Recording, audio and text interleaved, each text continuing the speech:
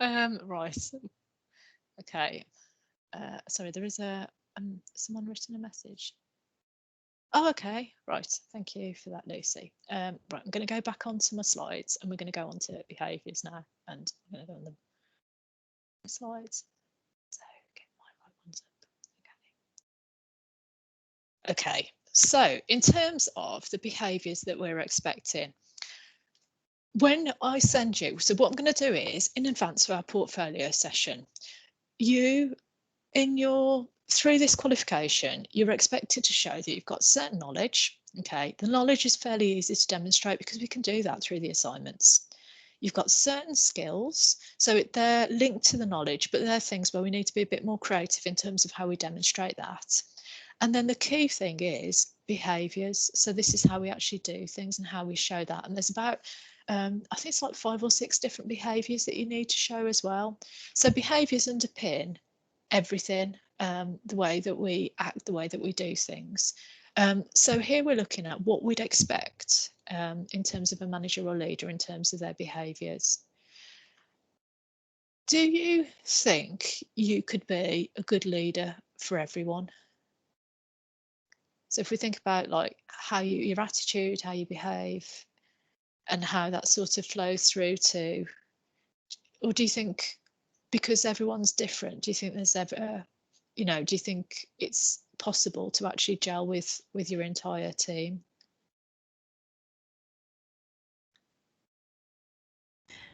I think from my point of view, I think you can't always get on with everyone and have everyone like you as much as you probably want them to like you, because you're just different. So I think you've got to work on understanding them and then getting on with them as best you can. Yeah, on a sort of on a professional level.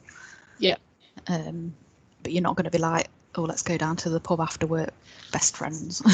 No, and this is what sort of getting at. There's an idea that we're shifting towards more and more, this idea of authenticity in everything that we do, that we should be our genuine selves. And if we do that, we can connect with people better because there's a different level of connection. However, that is based on them also being open to doing that with you. And actually, they might not be nothing to do with you, but a previous manager, something might have burnt them in the past, mightn't it, where they can't get on the same page as you. Can you think of any reasons why irrationally maybe you've not liked a manager in the past, or rationally? Is there anything that if we just sort of reflect on being the person that's been managed or led, what's put us off gelling with a manager or a leader? I think sometimes perception of their work efforts. So if you don't have a manager that you perceive as not leading from the front, it kind of, but that could be irrational because you don't know, obviously you don't know what their workload is. So you're filling in the gaps, if that makes sense, which is irrational when you think about it. It's irrational, but we all do it, don't we? Sort of have these stories about everything, don't we? What we're seeing. Yeah. I had a manager who we all covered for because she went off with stress and was very poorly. And when she came back, and I tell you what, when she came back, I'd got bandages around my arm because I scratch when I'm stressed. So like scratch the skin off my sort of wrists and things. So I was all like I've sort of got mental health issues, and I haven't. It's just my show. And when she came back, she just said, my family depend on me. I'm not going to kill myself for this job. And I felt so fed up because we'd worked so hard to make sure that nothing had been dropped while she was away. And when she came back, it felt like she just wasn't bothered. So I think there's a sort of personal commitment sometimes if it doesn't marry your own, you can lose respect, can't you? Especially when it's vocalized like that. Are there any other things that have sort of frustrated you or made you any other scenarios where you've found it difficult to be managed or led by someone? And what was it about that behaviour that triggered that in you?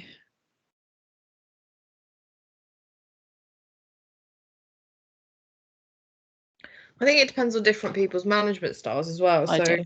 Yeah. I had a manager who was really like, what was the theory you used before? Like really mumsy.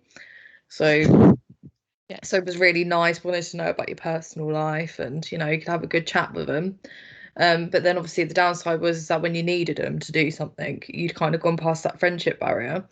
And then my next manager who came along was the complete opposite. So it's just kind of getting used to that. So then they were like really hands off, very prescriptive, not very empathetic. But when you did need them to sort something out, they done it. Okay. So I think it just sometimes it's especially if you get management changes a lot, it's just adapting to the new manager. Yeah, and their sort of style, isn't it, really? Yeah, recognising their style. Yeah.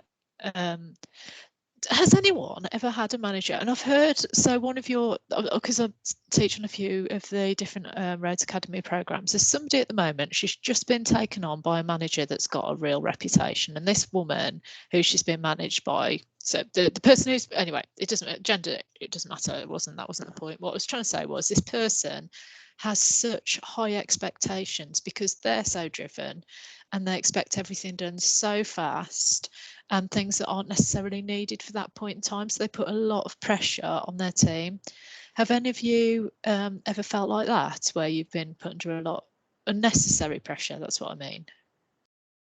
Yeah, I think I have. In a previous job, I changed managers and I was very much left to do what I was more than capable of doing by my previous manager, given the accountability and responsibility just to run things the way that she knew I could. And then when I got a new manager, I was very much micromanaged and the expectation was almost unrealistic. And if I was never going to achieve the levels that she wanted me to achieve, and it was just the constant pressure to just keep going and to work above and beyond, which was just unreasonable, and it was ultimately the reason why I ended up moving away from that career. Because I was just going to say that, because that doesn't sound sustainable. That sounds like the sort of thing that would make you unwell over time. Yeah, it just created burnout, really. And I like you've touched previously about kind of like your teams and how you kind of I had their buy-in and they knew what I was capable of. I knew what they were capable of. But as a whole, I mean, we were achieving more than we'd ever achieved before, but we couldn't get At to what the level. cost, isn't it? Yeah. Just unreasonable. And she would just kind of set that benchmark, which just couldn't be achieved at all. And I think this is worth, that was such a good example, because this is worth bearing in mind, in the sense of we want someone who wants to take things forward, but it's the sort of the pace of it, isn't it? And then the expectations on other people as well. I think it has a huge impact on people's sort of continuity, whether they're going to stay in the role or, you know, even if you drive them to sickness. That's, thank you. That's a really good example. In terms of behaviour, how do we see resilience in our in ourselves in terms of managing and leading? What sort of behaviours would you expect what examples would you, how can we see it?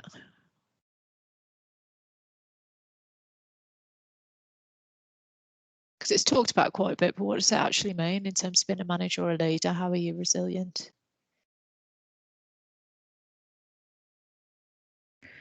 Sorry, could you just ask that question again? Yeah, I'm just wondering. So resilience is seen as like a key behavioural aspect of being a manager or a leader, being resilient. But what does that, can you think of an example where it shows that someone's resilient, who's a manager or a leader? I think it's well, how I see it, it's how well you deal with stress and pressure. So like some people could flap and get really overwhelmed, as you have some managers which it just seems like the whole world is being pushed on them, but they don't seem to change. Okay. And they can still keep functioning as high as they were before. I always feel like that's quite what I think of resilient anyway, in terms of management. So do you think they feel it but they process it? Do you think they manage to like have a calm exterior, or do you think it's the way that or do you think they don't actually feel it in the same way? Or, you know, how, because that's the real, like, that is sort of the ultimate, isn't it, in terms of almost unhuman, isn't it, to Yeah, I think they just have a high threshold, and and it comes down to what kind of manager you are again. It's always found like people that are quite prescriptive and like introverted, maybe they just process it elsewhere and they don't share it publicly. So maybe at home they might be really stressed, but at work they seem to always be on the ball. Okay. But I guess the higher up you get in the chain as well, you kind of have to be resilient, because at director level you don't really have the choice to take your own personal issues. If you're having a bad day, you still have to keep going. You've got to be resilient. You've got to park it. And I think the higher you get up, the more of that you just learn. And do you think that's sort of learning to be detached from things? Is that how they?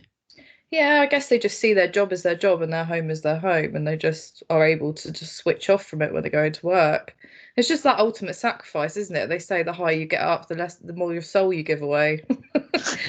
It really, I find this really interesting because so on the sort of business mentoring that I do with people who run their own businesses, worked last week, I think it was with a business coach, and he deals with people who are, like you've just described, very, very high up. They're so lonely because they can't share any of this because they don't want to pile it on their family.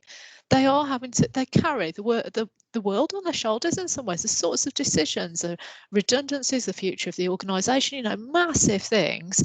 And actually, you're actually right, because I think this is this sort of feeling of like, how much can you carry before you crack? And actually, you know, in terms of how you trust people or how you build your resource to sort of deal with it, you haven't got, once you get up to a certain point, you haven't got a lot around you to, at certain levels of decision, you can't, they're not to be delegated, are they? You know, they're things you've got to take responsibility for. It's the point that you get ultimately responsible as well. You can have a team, but you're responsible for all of their decisions. So no matter, even if you do delegate, if that person does something wrong, that's on your shoulders.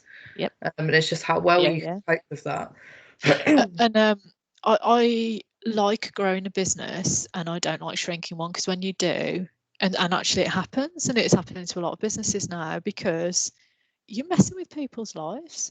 Like, it isn't just business, you know. People say it's just business. No, it's not. You know, it's people's confidence, whether they're ever going to work again. There's but you know, you still got to think, it's maybe about behaving with integrity, isn't it? I think. So resilience and accountability. I think the resilience is the strength, isn't it? And accountability is taking the responsibility.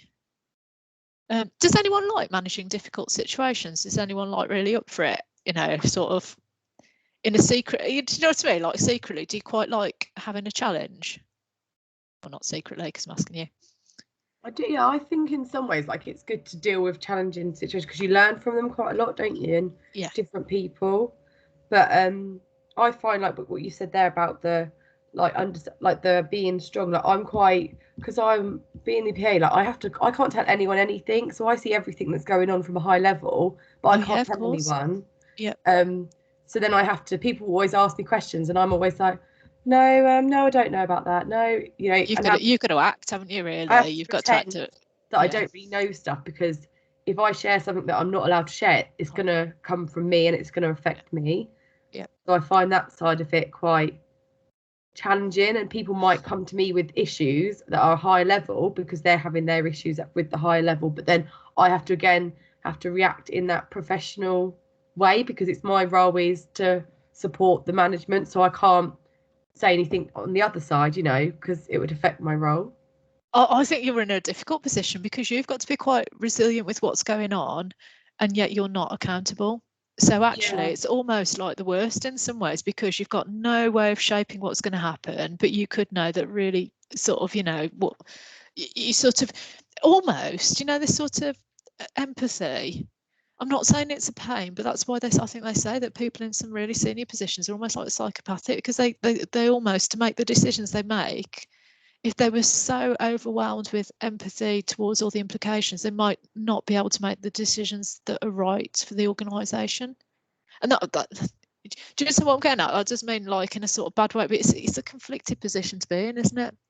Yeah, and I think it's made me very business minded, because I'm in all the leadership meetings, so I'm so used to having that, like you say, the more strategic business stuff, listening about that, than more of the day-to-day. So I think when I started the role, I found it hard to detach myself from that side of it, because people would come to me and I'm like, well, the business says, and people would be like, okay, when actually you have to learn to be middle grounded with the information that they have. Yeah, because I think there is a disconnect between so we're looking at leaders, the strategic vision and actually what we see happening with actually then the implications on the day-to-day workloads of people, the sort of things to actually make it happen. There can't be a truly fluid understanding of what that's going to mean in practice, and so yeah, that does create issues, doesn't it? And I'd find I'd get a lot of so if something changed, a lot of people would come to me with their opinion on that change, and then I would try in a not in a detailed way to explain that to the management. So you're kind of in the middle, because people will talk to me because I'm good to talk to, and I would never say a name or anything. Yeah. But I'd say, oh, a bit of feedback I had was this. I would never, and it's learning you can't say too much, because you have to take that information, reword it in a nicer way, but then share it as if, you know, you've kind of, I'm just aware that this has happened, and not say too much to them, and it's quite a middle position to be in, but you want to share the messages that are important from your team members. Well, you're demonstrating inclusivity there by doing that, being approachable, authentic, seeking the views of others and valuing diversity, but also actually having integrity as well about how you're doing it. Yeah, and the same the other way around. I would never share stuff that's going on with people, but then I would take on people's opinions, and I'm happy to mention it to the management and say, well, no, this has happened, and a lot of people feel this, so kind of reminding them of that sort of different levels of the business in a way. Absolutely. I think with this one, because behaviours is so intangible, I think you need to give examples and talk about your particular roles and how you demonstrate some of these behaviours that we're discussing now. Seeking new opportunities. There is a word, so you'll have heard, hopefully heard of entrepreneurial. There is a word internal to organisations. It's called intrapreneurial, and it's not made up or anything. It's genuinely a real word with intra instead of extra preneurial. And intrapreneur is always looking for different markets, different opportunities, and sort of the way taking the business forward in quite an innovative way, but they're not taking the risk on their own in terms of creating their own business. So they're really, really useful to have for organisations that are sort of heading up different initiatives, and they tend to be at quite a senior level. So other behaviours, in terms of agility, who runs, tell me about, so I know you work for different organisations, so it's not always Highways England, but can someone sort of share a bit about the most senior people in their organisation, and do you see them as being agile?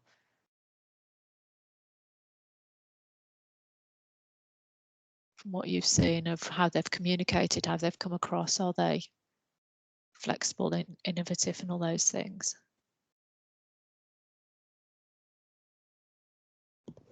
I think so, yeah. I mean, they have to, like our director, it just depends on what the challenges are for the region. So she could be focused on one thing and then something else might pop up, and then her focus has to go on to that. Okay. They seem to adapt quite quickly. I suppose there's a balance, isn't there, as well, to following the sort of agenda. You can't be all over the place, can you? You've got to have a clear eye of where it's going, but then respond to things on the way. So I think it's that sort of balancing act, isn't it, between yeah. I mean, essentially their teams do all the work, don't they? It's not them actually doing the work. They're sort of just providing the direction. I'm sure they do work, obviously.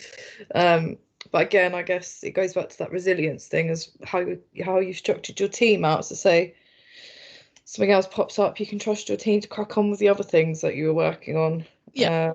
It's just managing. I guess it's that time management square again, isn't it?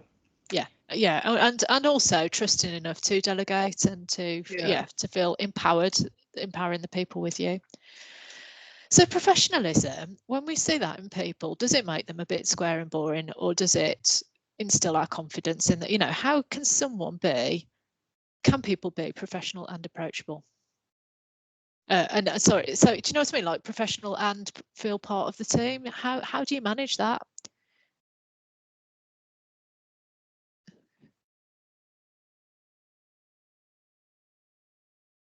Because when we've talked about, some of you have talked about managers where you've got quite a sort of almost like a business, like a friendship with them. Is that, does that blur any professionalism? Is that absolutely fine? What's, you know, I think professional, you see, I think it's quite a difficult one to.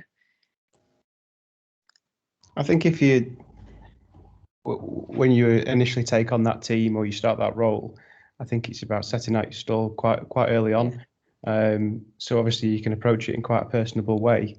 I remember in a previous role for myself that I approached it in a very professional way, but personable, but then reminded the guys as we built up the relationship that I'll do anything and everything for them to protect them, look after them, help them progress. But ultimately, if they mess up, they need to understand that I am still a manager at the end of the day, and that they have to expect that I'd have to still make those management decisions and act in that way.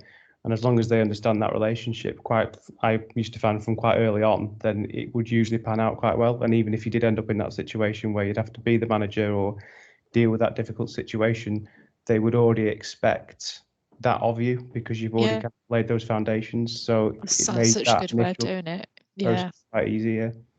And actually, every way that you've got there, I think the issue is if you're sort of version into a friendship sort of thing, where you know things, where perhaps you're managing a team where you've got somebody that you've got a good relationship with, that's one of your team, that you know certain things are going on, and you're seen as being the opposite of impartial, because you're sort of almost protecting them, but you're not telling. Do you know where it sort of blurs the lines? That's what I'm sort of saying, that it's a difficult, I think, as you're getting closer to people. But I think the way you've approached it sounds perfect. Somebody I did some work with used to be quite senior in the armed forces, and he said when you got to a certain rank, you were told basically that because you'd gone up a level, that all the people that you were then managing, they're obviously not your friends anymore, and you had to almost distance yourself from them. And he said it was really difficult because you're used to socializing with them, you used to sharing things, and he said, you know, that was quite alienating to, you know. Have you ever heard of Maslow's hierarchy of needs? Have you done that? Yeah, so it's sort of almost like as you go up, because you go up and you've got your basic needs, then you've sort of got your security, and then social, I think, and then you sort of go up to sort of more aspirational ones and development type things. But it's almost like once you start going up there, once you get into a higher level, you actually I think you lose some of your social thing, because actually people think you're a step ahead of them or something. Do you know what I mean? Because you're not fitting in the same anymore, if that makes sense. Anyway, so in terms of, we expect a real focus, I think, from our leaders, don't we, in terms of like having clarity over what to do, and focusing on the right things. So would you say focus and clarity is one of the key behaviours you'd expect of your sort of more senior managers? Does this sort of focus funnel make sense? Yeah, I mean, especially how our performance management system works at HE, all of our objectives are meant to align from top down. So if you don't have that focus and that clarity, then everyone would just kind of be going off doing their own thing. So it's important that it's there. And is that set in a series of KPIs, or are they strategic measures, or how are they actually formulated? So their objectives and goals will be based off the business's KPIs and strategic business plan. Yeah. So like for us, it's pretty much the RIS2 situation, and then that sort of has to filter down. So it's meant to happen that your objectives will align with your managers, and then your manager would check with their manager to make sure that aligns, and then that would repeat. Yeah, absolutely. And I think that's what we expect from people that we're looking up to, is that they can cut the sort of almost, if we're really sort of stuck with stuff, they can give us some clarity as to what we should be working on here, and actually where we need to be putting our effort, rather than and what I get at there is, from a manager or leader, I think that demonstrates, in terms of a behaviour, quite a level of confidence, because actually if you're quite focused, it means you can't focus on everything, and by doing that you've got to be confident that you're doing the right things, and as you say, if they're quite strategically aligned, then that should be fairly straightforward as well. So leaders and managers, we're looking at doing the right things and doing them right. So the sort of idea of efficiency and effectiveness as well. So we're sort of almost always looking for opportunities to make sure that and not pulling people up on it, but encouraging our team to make suggestions as well about. And I think quite a few of you have mentioned in terms of the way that you interact with your team that there seems to be quite an open rapport, and I'd imagine that you get ideas, you know, from them in terms of what you could be doing differently. So delegation, we've got 3 quotes here. Has anyone got a favourite one when you scan through them?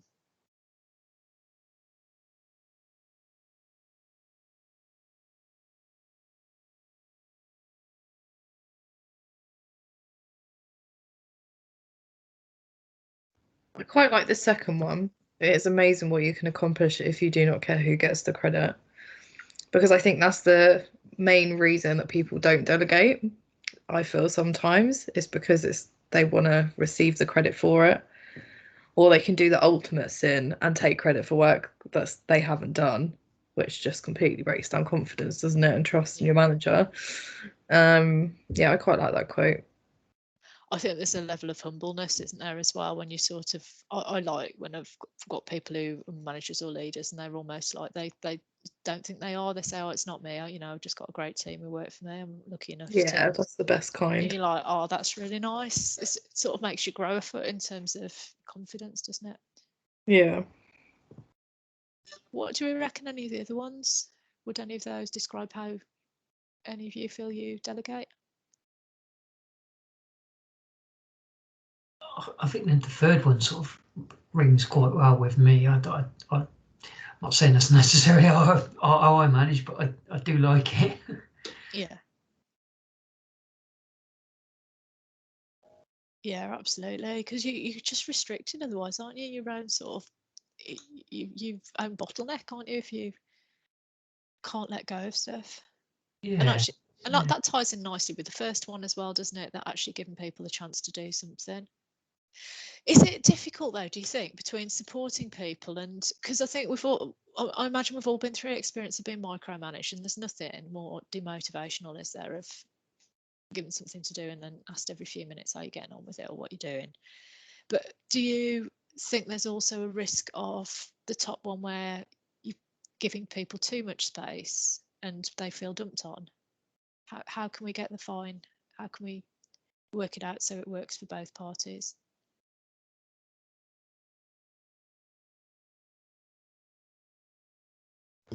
How do you go about it?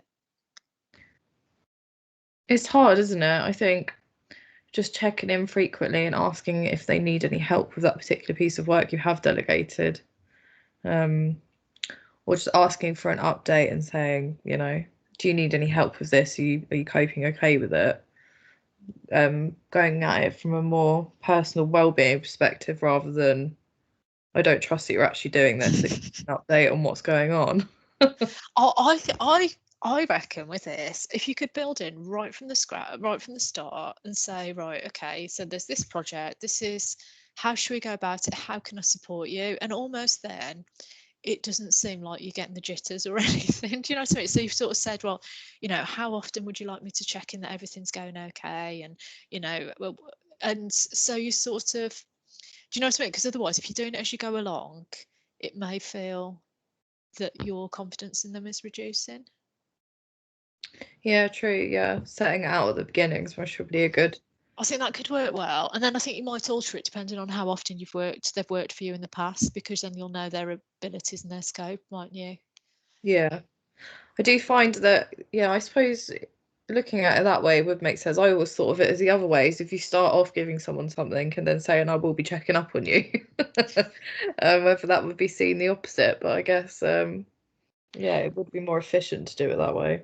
Yeah, it's hard because you don't want to feel, they don't want to feel like they're not trusted, but also if you're not careful, they go too far down the line, and you've not had the opportunity to give any support or feedback. Yeah.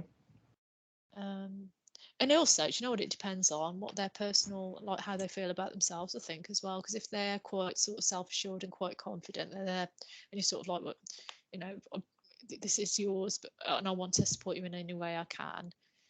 It depends whether they're feeling undermined, doesn't it? And how people respond to feedback, which is just really personal, isn't it? Really tricky.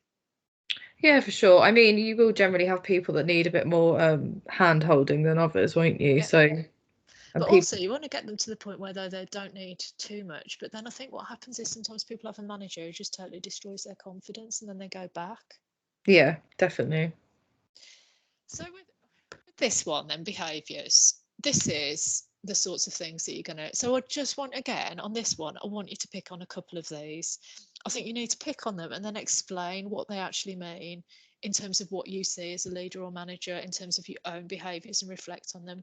I've got quite a few examples there, but again, it feels slightly woolly in the sense of it's not underpinned by lots of theory or models. It's actually about you applying it to yourself and your own role or your own area. So I'd go back, when you're doing this one, the behaviours, I'd go back to this slide, because this gives you the sort of clue as to what the syllabus is looking for here. Before, because I'm going to wrap up this one, and then after lunch we'll do the final bits. What has anyone got any questions on this? Because I appreciate it does feel a little bit do you know what, it's just applying it to your own situation. We've heard lots of application of ideas here. Are you going to be okay with this one? I would take silence as acceptance. Oh, I don't know what to take silence. Right. No one's saying no, then. No one's saying no. It's because they've all died of boredom, and I can't blame it. I'm so sorry. I don't think it's that. I think it's just everyone's so used to being on Teams now, isn't it? So yeah, and actually, do you know what? If I was in your position, I'd have camera off and I wouldn't interact very much, because it's just nice sometimes to be passive, isn't it, rather than always. Yeah, that's true. Yeah, so I do get it. I just find them busy taking notes and stuff. Oh, that's Yeah. okay then. Yeah, If that's okay. I'm doing the same. Yeah. Do you know what it is? I just want to make sure you've got what you need for the assignments, and I obviously I can't check by watching your body language or anything. You know, there's no nods, but there's no the opposite. So that's good. Okay. So what we'll do next then is we're going to have a break, and then we're going to come back to task 3, which has got, I believe, two. I think we've just got the final bit actually. Sorry, I'm just going to my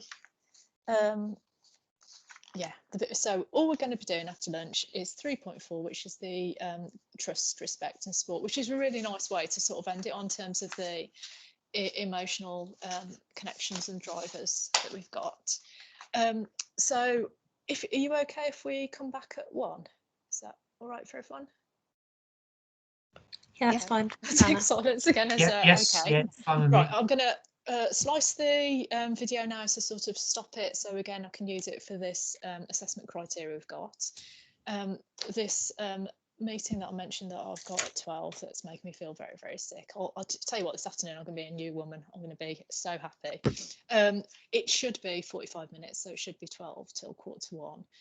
If for any reason it goes a little bit longer, please don't think I've disappeared. So please come on at 1 and just give me a few minutes if it is any longer, okay? Good luck with your meeting, Hannah. Okay, really appreciate that, and thank you for your comments and interaction. It does make it more interesting, so thanks. Thanks, Anna. Bye. Recording. Bye bye. Thank Bye. you. Okay.